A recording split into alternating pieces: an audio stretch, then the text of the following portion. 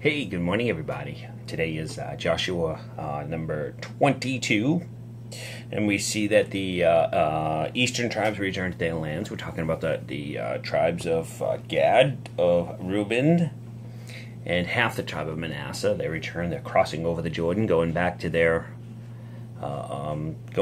promised land. And we see that the Lord gives them a commandment in verse 5. It says, "But take careful heed to the commandments of the law which Moses, the servant of the Lord, commanded you, to love the Lord your God, to walk in his ways, keep his commandments, hold fast to him, and serve him with all your heart and all your soul." And this is just a wonderful commandment for us, just a wonderful way of life for us right here. It says to love your God, walk in his ways, keep his commandments, hold fast to him, and serve him with all your heart and all your soul. And it really is. It's just a great way.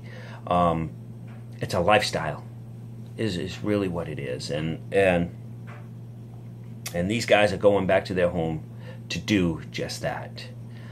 Then you keep reading, and there is a but wait, but God. You see, they go back there and they begin building an altar to the Lord. And the other tribes on the other side of the Jordan, they don't quite understand. They're like, okay, well, you're doing something that's not right. You're building an altar, and the altar's here. You're doing something that's not right. You see, the children of Israel are only thinking about the present and the present generation. Yet these other three tribes, or 2.5 tribes, across the Jordan, are thinking about the future generations. They're thinking about the next ones. Okay, they're thinking about the ones that don't really know their testimony. They don't really know what God has done. They're only going to hear it.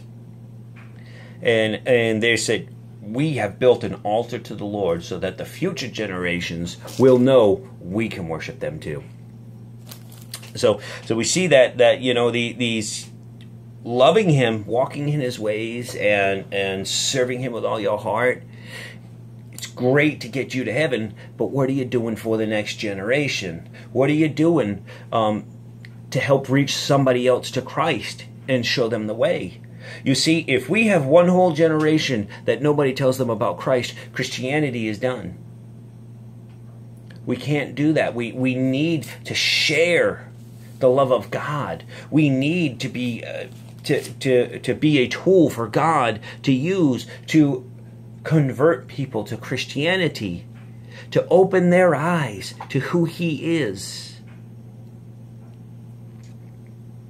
It's a wonderful story right here. This is a wonderful story. Great example. One of the earliest examples in the Bible of helping the next generation know the Lord.